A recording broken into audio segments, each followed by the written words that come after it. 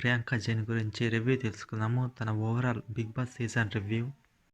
ప్రియాంక జైన్ ఈ సీజన్‌లో ఫస్ట్ కంటెస్టెంట్‌గా వచ్చింది.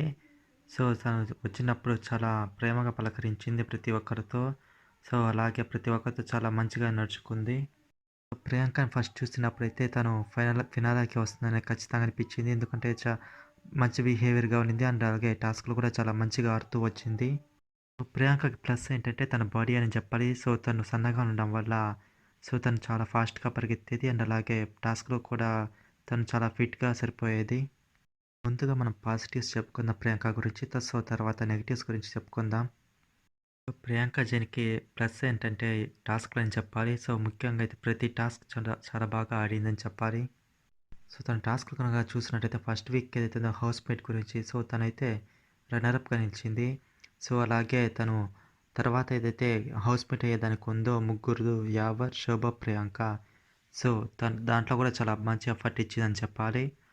అండ్ అలాగే తను రణధీర ఇలా టాస్క్ జరిగినప్పుడైతే తను ఫ్లెక్సిబిలిటీ టాస్క్ ఒకటైతే ఆడింది.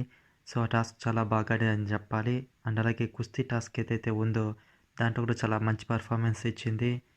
అండ్ అలాగే ఫ్లోట్ అండ్ సింక్ టాస్క్ ఏదైతే ఉందో తను ఆడి డైరెక్ట్‌గా కంటెండర్ అయింది. అలాగే ఓబేబీ టాస్క్ ఈరోజు చెప్పుకోవాలి.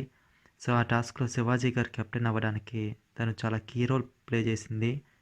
అలాగే ఎవిక్షన్ పాస్ టాస్క్ ఏదైతే ఉందో దాంట్లో కూడా రన్నర్ అప్ అని చెప్పాలి. తను కెప్టెన్ అయినప్పుడు బ్రిక్స్ టాస్క్ చాలా చాలా బాగా ఆడి సో సపోర్ట్‌తో అయితే కెప్టెన్ అయిందని చెప్పాలి.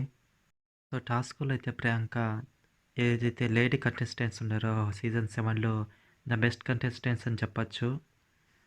ముఖ్యంగా టాస్క్‌లు కానీ ప్రతి దాంట్లో అయితే తన యాక్టివిటీ చాలా బాగుంది. ఏదైతే ఫ్యామిలీ వీక్ ఉందో దాంట్లో కూడా తన చాలా ఎంటర్‌టైన్‌మెంట్ అయితే ఇచ్చింది. పాజిటివ్ చెప్పాలంటే తన ఫ్రెండ్స్‌కి అయితే స్టాండ్ తీసుకుంది. ముఖ్యంగా శోభ అండ్ అమర్ అండ్ వాళ్ళైతే ఏది ఉందో తన స్టాండ్ చాలా బాగా చెప్పింది. ఇదే పాయింట్ నేను మళ్ళీ ఒక నెగెటివ్ చెప్తాను. తర్వాత వస్తుంది ఆ పాయింట్ ఏంటిదనేది.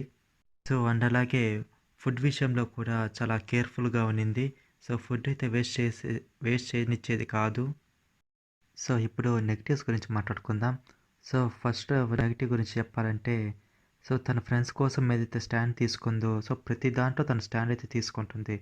ఒకవేళ అది నెగెటివ్ అయినా కానీ దాంట్లో కూడా తను స్టాండ్ తీసుకుంటుంది. ఇక్కడ అది నెగెటివ్ పాయింట్ అని చెప్పాలి ప్రియాంకకి.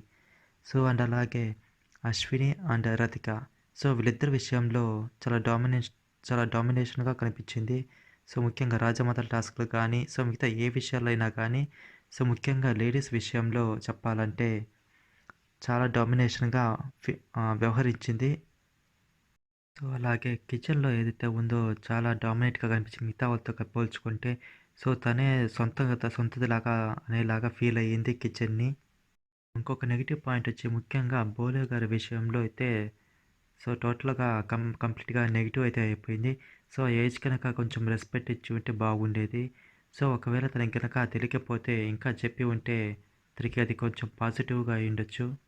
ఇంకొక నెగెటివ్ పాయింట్ వచ్చి గ్రూపిజం అయితే చేసింది టాస్క్‌లో.